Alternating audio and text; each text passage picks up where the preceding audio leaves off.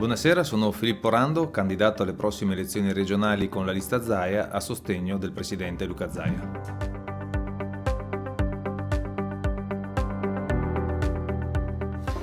Le questioni sono molteplici. Io nel mio programma, nelle mie proposte ai veronesi e ai veneti in generale, ho pensato innanzitutto agli impianti sportivi, ovvero una riqualificazione degli impianti sportivi, non solo quelli della città di Verona, ma anche della provincia, quindi di tutti i paesi della provincia, riuscire ad intercettare dei fondi per permettere poi a coloro che sono appassionati e praticanti di tutte le discipline sportive, perché tutte sono da tenere in considerazione, di poter avere degli impianti più accoglienti, più funzionali e più moderni. Arrivo dall'ambito sportivo, quindi ho una conoscenza abbastanza approfondita dell'argomento.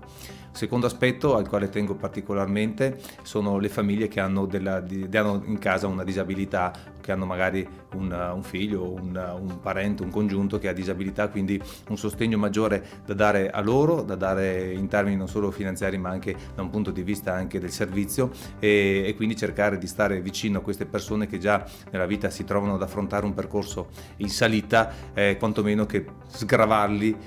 dai problemi e dai pensieri quotidiani, andare incontro a loro non solo con un conforto ma anche con delle azioni concrete che possono andare ad alleggerire un po' il peso che la famiglia stessa si trova nei confronti di questa situazione non certo semplice. Un occhio di riguardo poi naturalmente alle persone anziane, alla terza età, che spesso e volentieri, soprattutto abbiamo visto anche nel periodo di Covid, si sono un po' contratte giustamente per timori e per prudenza,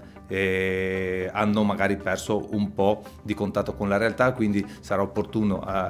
pensare e mettere in campo delle azioni che possono far sì che le persone di una certa età tornino a socializzare, tornino nella nostra comunità, abbiano l'opportunità di essere autosufficienti, e per coloro che non ce la fanno potenziare i servizi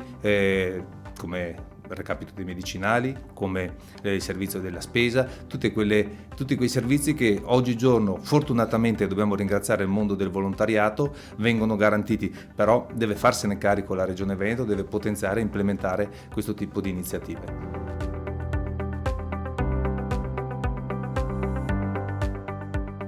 Uno su tutti è l'autonomia. Diciamo che i punti che ho appena elencato saranno figli poi dell'autonomia e saranno quindi verranno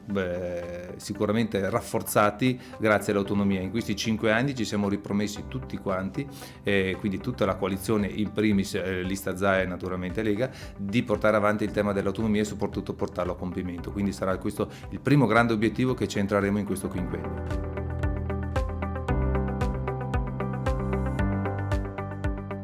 L'amore che ho per i veronesi, per veronesi intendo da Malcesine a Castagnaro, intendo da Valeggio a Bolca, insomma tutti i veronesi, non solo quelli della città, anche se per ora ho prestato servizio soprattutto in città, e cercare di migliorare la qualità della vita dei veronesi. Questo è l'impegno che io vorrò portare a Venezia, la voce, le speranze,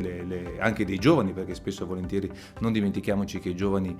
va offerta un'opportunità come è stata offerta a noi qualche anno fa, quando magari avevamo 20 anni, quindi dobbiamo tutti insieme, perché mai come in questo periodo abbiamo capito che è la squadra che vince, e quindi noi come collettività ci dobbiamo stringere per centrare gli obiettivi che ci siamo prefissati.